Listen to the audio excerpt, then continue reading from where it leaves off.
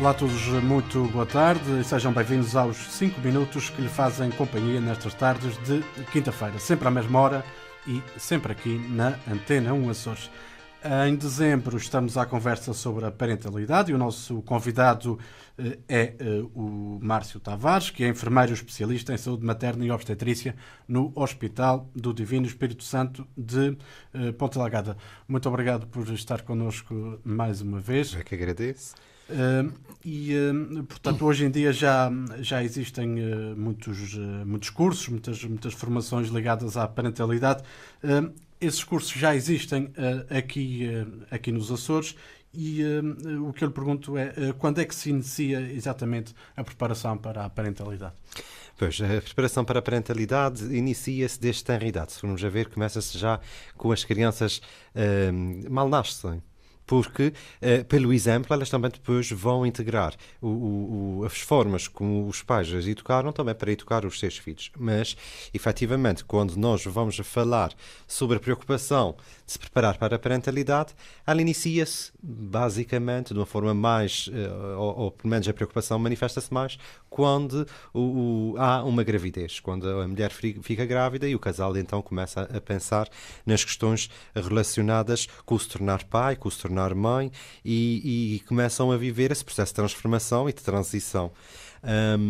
Logo, se formos a ver mesmo, será mais na gravidez. Portanto, e esse, no fundo, é a etapa fundamental para se começar a falar de parentalidade, não é? Sim, essa é realmente a etapa fundamental para se falar, para o casal começar a discutir as questões sobre a parentalidade. A gravidez corresponde a um período de preparação física, mas não só. Também a parte psicológica é transformada e é necessária transformar-se mesmo para o nascimento e para o que vai vir após o nascimento. Embora seja um plano a dois, a gravidez, na maioria dos casos, evidentemente, seja um projeto a dois, não há forma de se preparar antecipadamente para a vinda de um filho, a não ser quando realmente já está a situação a decorrer.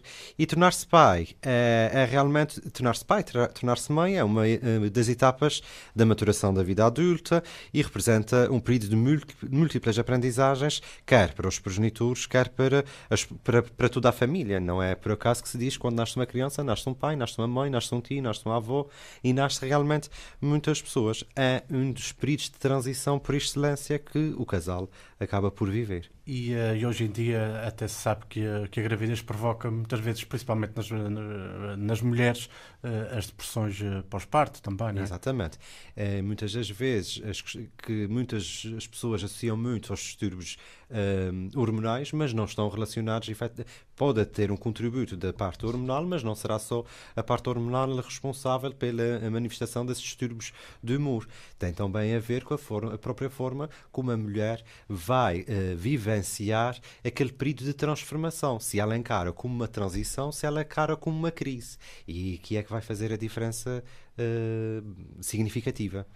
Antes de terminarmos por hoje, qual é, no fundo, a importância dos enfermeiros nesta área e se acha, por aquilo que faz no dia-a-dia, que ajuda realmente os pais a se tornarem mais capazes?